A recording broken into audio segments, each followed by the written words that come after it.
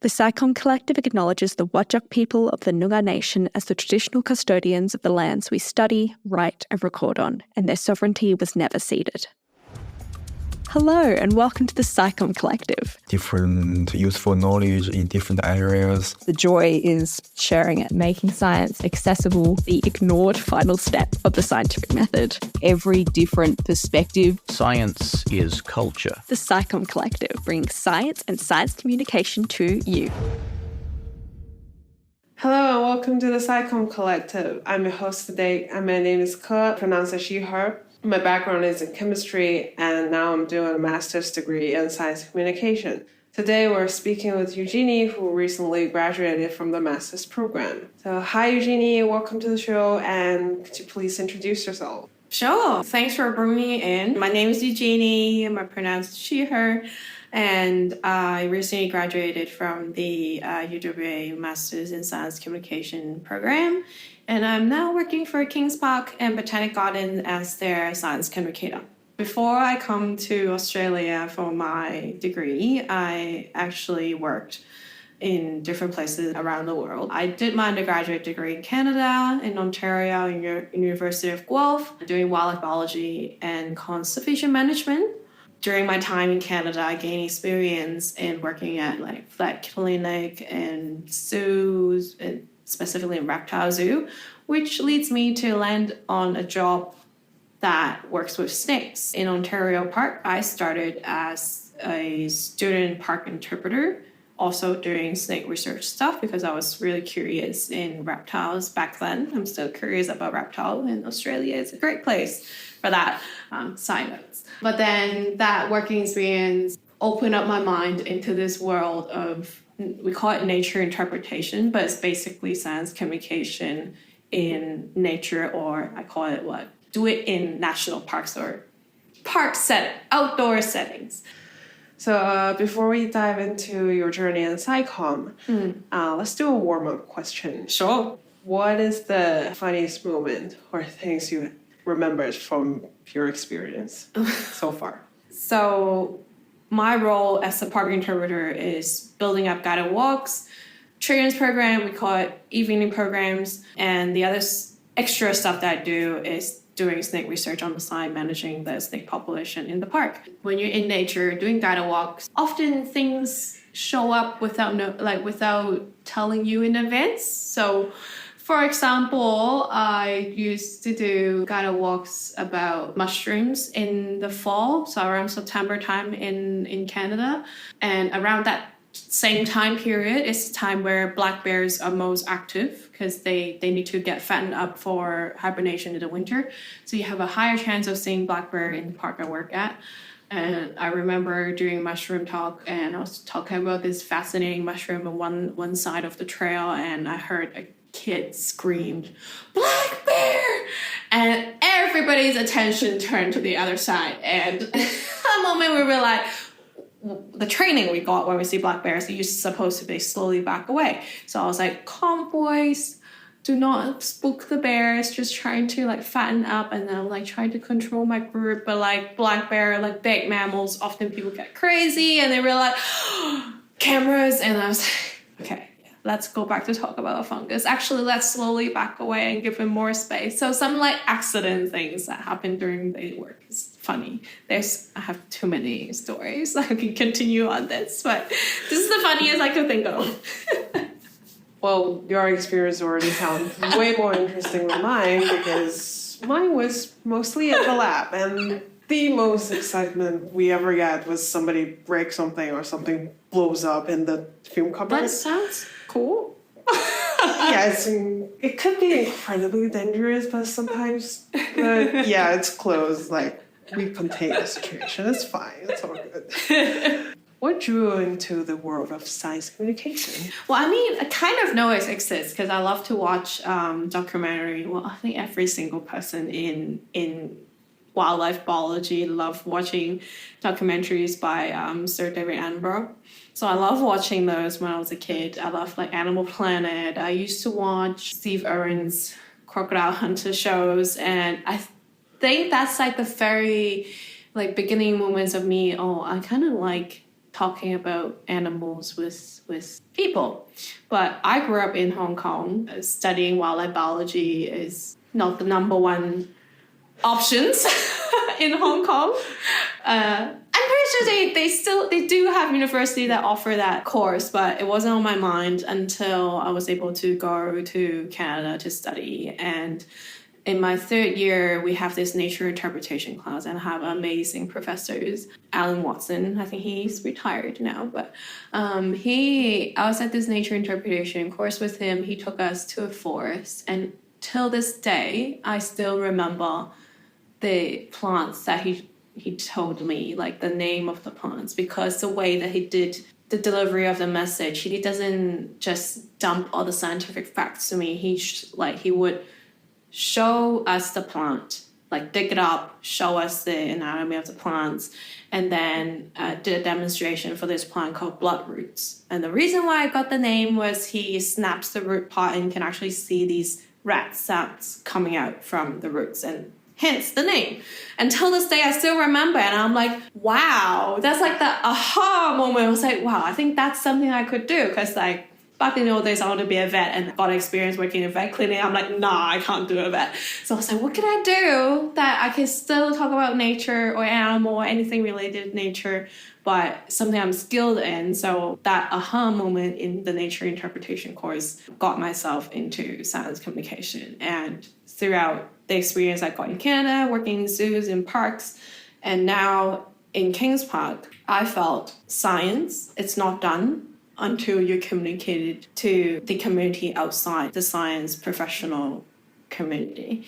So, hence, quote unquote, general public. Because you can't create impact, then people won't care about what you do. And it's devastating for research. If people don't care, then you don't get fundings. And I felt communication is a really important part in doing research. But science communication is a completely different area of study that the researcher don't get a chance to get exposed of. Since I'm not good at doing research, I think I can help them doing communication. So I think that's the reason why it sparks me into science communication.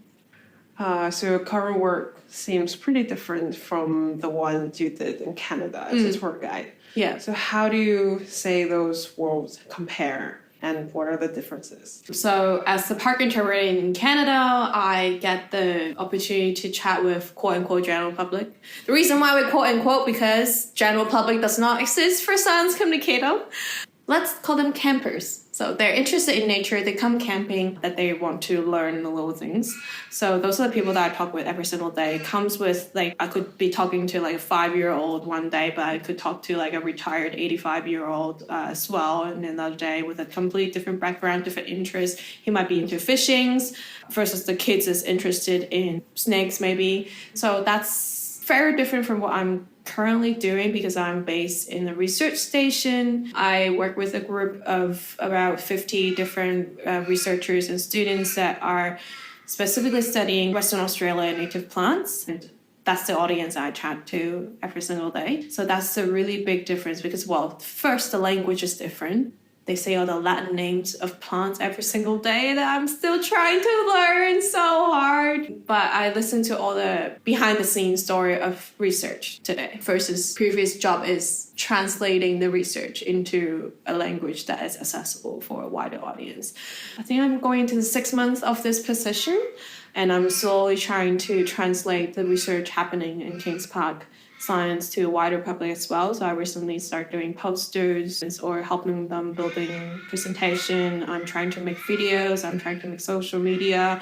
So those are very different than doing face-to-face engagement in my previous job, I think.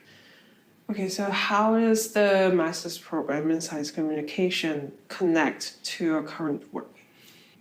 Let's break into two parts because I work before studying and then go back into work. So my previous job as the park interpreter, I do find some connection with the study that I did in UWA. So for example, when you're doing nature interpretations, we also have a course called Exhibition and Interpretation. So that course basically teaches you how to create exhibitions, how do you do guided walk. Or for example, when you build a guided walk, you have to think about a take-home message versus topic. So the take-home message is called a theme. Then you can also consider the topic that you're going to bring into the guided walk.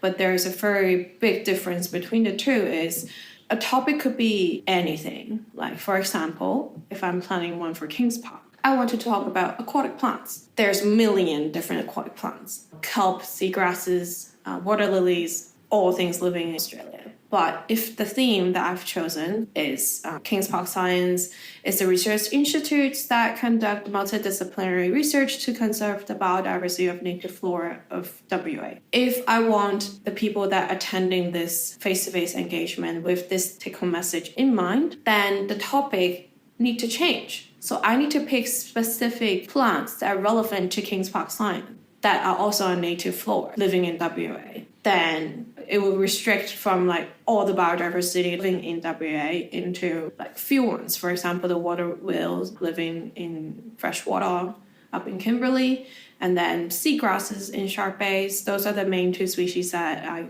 could think of right now that is relevant for Kings Park Science. When I talk about those two species when I'm building up the guided walk, then that will be related to the take-home message. So I think that's one thing that what I learned from school can apply to work.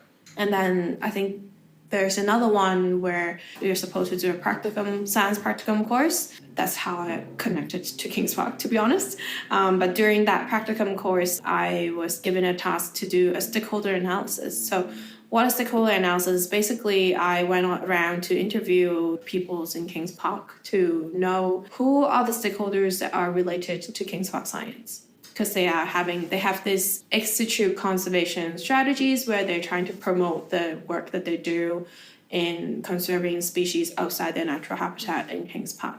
And specifically, they're storing them in seed banks, in tissue culture, in crowd storage, in living collections. How do they connect with the stakeholders? So my job as the interns back then was to investigate that. And one thing that we did, which we learned in school, is the power versus interest matrix. So that matrix basically put all the stakeholders into a graph and then organize them according to their power in influencing the project that they do versus the interest that they have into the project that Kings Park does. And we organize everybody. I think I have like at least over 100 stakeholders on that map. And then we put everybody onto this map and try to organize them. So the researcher there, they've never done something like that, but they were like, that's so cool, because that map actually helped them to know the high power, high interest people is supposed to be the one that you spend most of the time, keep them engaged. You spend most of the effort into engaging with that group because they have the highest power to influence the outcome of your project. Versus people with low power, low interest, then you could just inform them once in a while. So that helps Kings Park to reconsider when to put their limited time and effort and money. Where do they allocate that? So I think that's something that I would not know unless I actually studied. Oh, I totally agree, because before this master's program, my understanding of science communication is actually very deficit model based. Yes. I thought about translating the science. If the research they do don't interest people, we just make it easier to understand. And when everybody understands that, things will be better. It's not. It's more complicated than that. Yeah. So I'm doing like a lot of courses that I didn't even know has relation to science communication. Like citizen science. We don't even have an official translated term in Chinese for citizen science. It's not in any regulations. They're starting to recognize the effort they made, especially environmental ones, because data collection can be a pain. They just haven't got one yet. So I feel like the citizen science course, and specifically, it opens my mind to the different ways that you could engage the community into science. So there's a project called Coast Snap. It's basically the researchers set out different photo stations across different spots along the coastline of different countries. I think they have it in Australia. They also have it in like Europe, I think. Double check. But basically, it's like a stand that you can put your camera, take a picture of the coastline. You upload to the platform, and over time, the researcher can compile that documents and create this trend of the change of the coastline.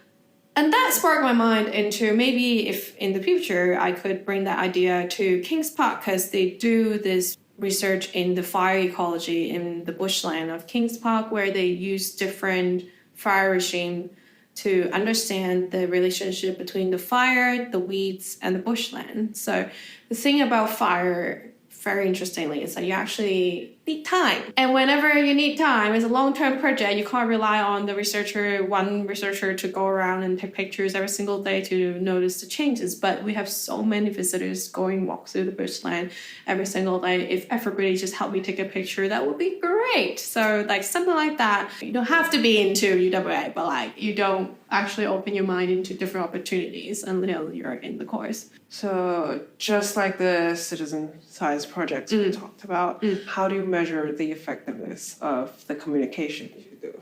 That is, I think, number one research topic is science communication. Evaluation. I got asked by my boss the other day, because we are starting to put more social media content, and he was like, how can I tell that the effort you have put in has created an impact? And I'm like,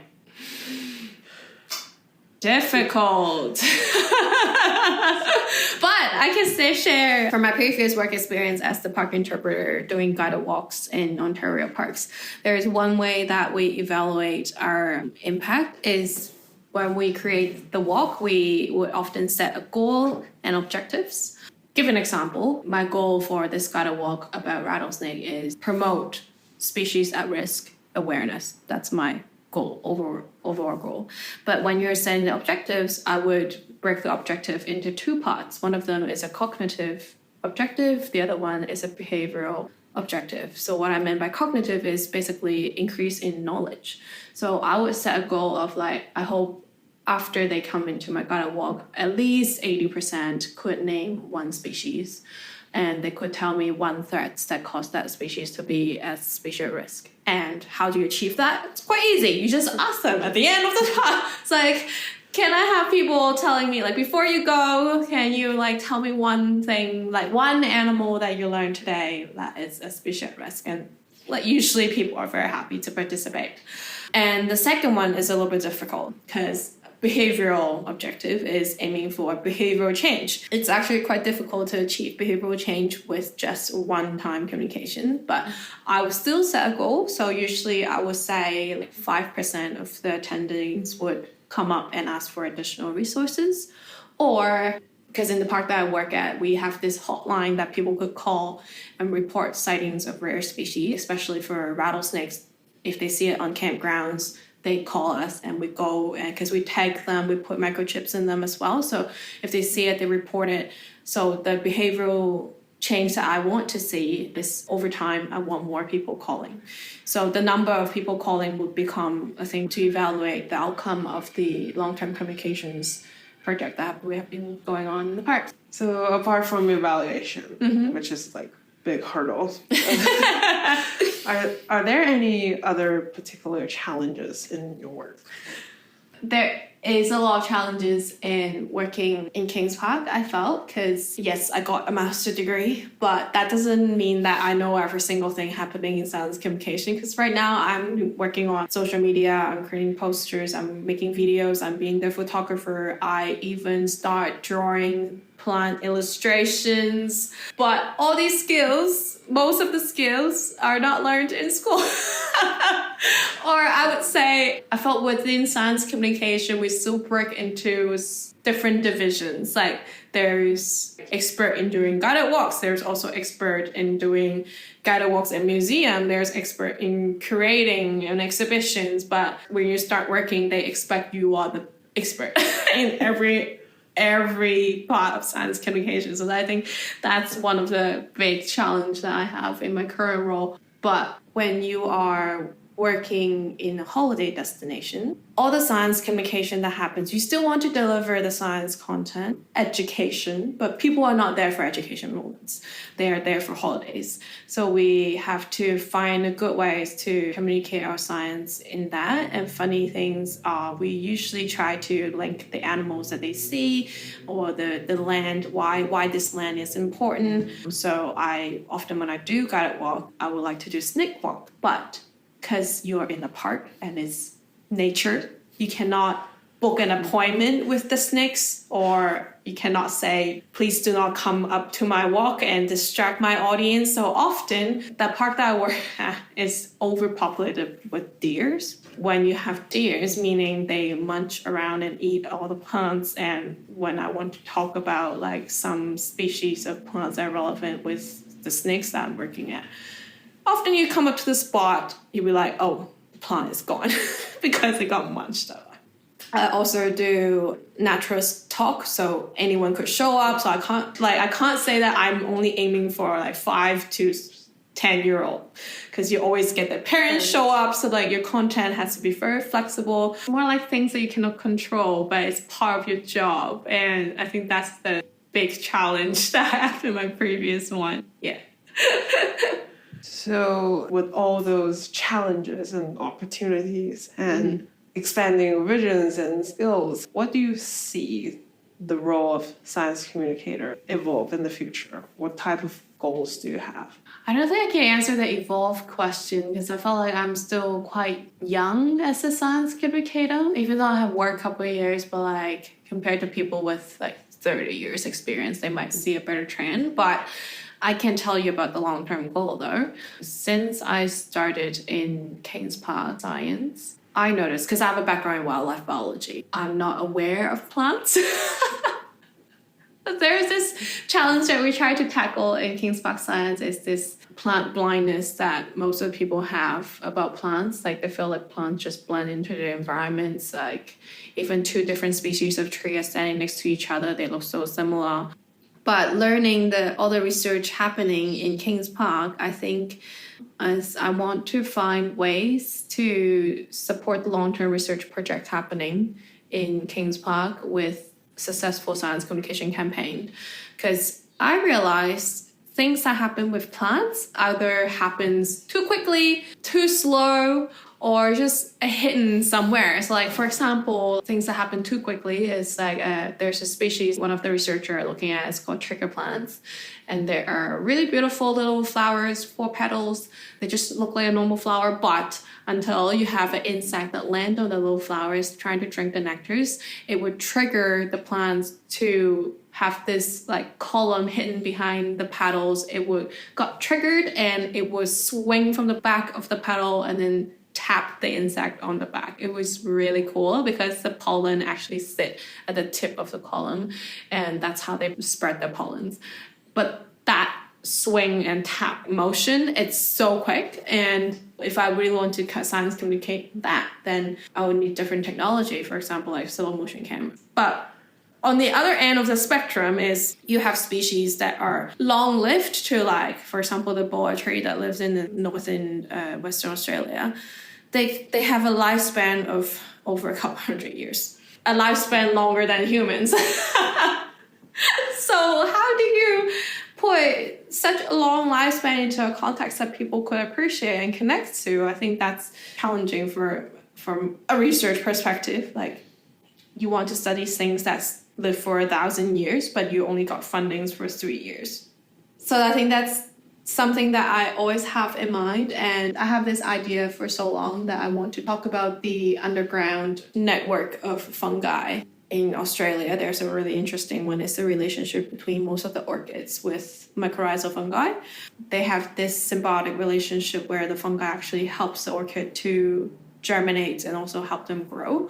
But it all happens hidden underground. Even if I try to do a face-to-face engagement in a guided walk, I was like, oh, look at this orchid. It has a little friend ally underground. Like, it's hard to imagine how that works unless you have some visuals. So like, one idea that I really want to make that happen is augmented reality education materials that I could use. Like everybody has a smartphone these days, so they could use that as a way to show the underground interactions, not just the orchids, like the root system, everything that happens under. So those are the things that I found at the moment. That's my long-term goal, is to think of all the interesting science communication things, new technologies, whatever, to translate all the things happening in plant world into a way that people can appreciate, so that they're not be like, oh, it's just a green plant.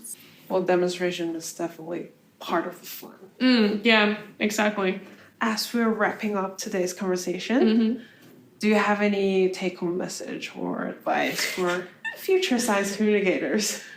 When I first go into the world of science communication, I never thought that I would want to do a master's degree until you start working and you feel like, God, I actually know nothing in science communications. And with the several years of working experience and going into a master's, I actually see a lot of the connection between the work that I do and the stuff that I learned in school, like deficit models, two-way communications, behavioral change theories, all that things just click with my work experience. So I felt the recommendations I have for science student or science communication student is actually gain a lot of experience into chatting with people outside the science community and actually seeing how science communication work in the world, and then connect it back to the study. Because I found most of the science students don't get trained on science communication. Like even the researcher that I'm working with,